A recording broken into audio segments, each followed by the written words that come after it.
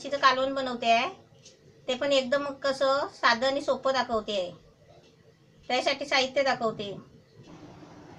एक उपा मच्छीचं डोकं आहे आणि त्याचं आहे ना मी सार बनवते. त्यात थोडीशी मच्छी आहे आणि डोकं आहे आणि त्याच्यामध्ये आहे ना ही अद्रक लसूणची ते चेचून टाकलं आहे. 2-3 पाकळे लसूण आहे, थोडासा अद्रकचा तुकडा आहे तो चेचून टाकला आहे. ही थोडी 4-5 हे कोकम टाकले आहे आणि त्यासाठी आहे ना मी आता ही मसाला टाकते. 1 चमचा मसाला, मिरची पावडर आहे. मीठ कसं आपण नंतर टाकायचं आहे. आणि हे आहे ना मच्छी तळलेला जो तेल असतो ना तो हे पेल्यात काढून असं ठेवायचं, ते हे ओतायचं, म्हणजे ते फुकट नाही घालवायचं. आता हे तेल आहे ना असं नाही चांगलं नसेल ना, नाही कोणाला वापरायचं तर टाकून द्यायचं मग. पण हे तेल चांगलं असतो मच्छीचं, म्हणून ते असं मच्छीच्या कालवणामध्ये लगेच टाकायचं. आणि त्याच्यासाठी आहे ना मी थोडंसं तांदळाचं पीठ घेतलं आहे, असं थोडंसं घ्यायचं म्हणजे घट्टपणा येण्यासाठी. आता त्याच्यामध्ये मीठ टाकायचं, म्हणजे आपल्याला जेवढं पाहिजे असेल ना तेवढं मीठ टाकायचं.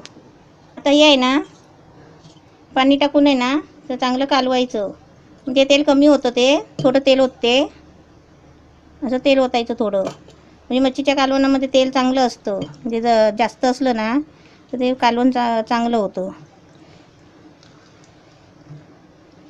हे म्हणजे एकदम साधा.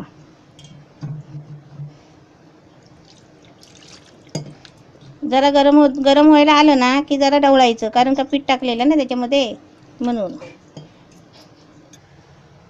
आता गॅसवर ठेवला आहे, म्हणजे किती पण मच्छी चांगली असली ना तरी असं कालवण केलं तरी चालतं. वाटपच पाहिजे असं नाही. तर लसूण वगैरे चेचून टाकायची आणि फोडणी पण द्यायची गरज नाही. हे अशा कालवणाला आहे ना चांगली चव लागते.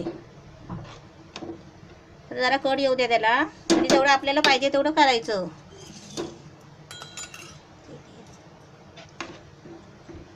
आता चांगलं त्याला कड आला ना मग मस्त शिजली समजायची. मग तुम्हाला दाखवते शिजल्यावर. मच्छीचं कालवण छान झालं आहे, कड पण छान आला आहे. तर गॅस बंद करते आणि खाली उतरून दाखवते. 10 मिनटं झाली शिजायला. मच्छीचं कालवण छान झालं आहे, साधा आणि सोपा एकदम मस्त झाला आहे. तुम्ही पण असंच करा.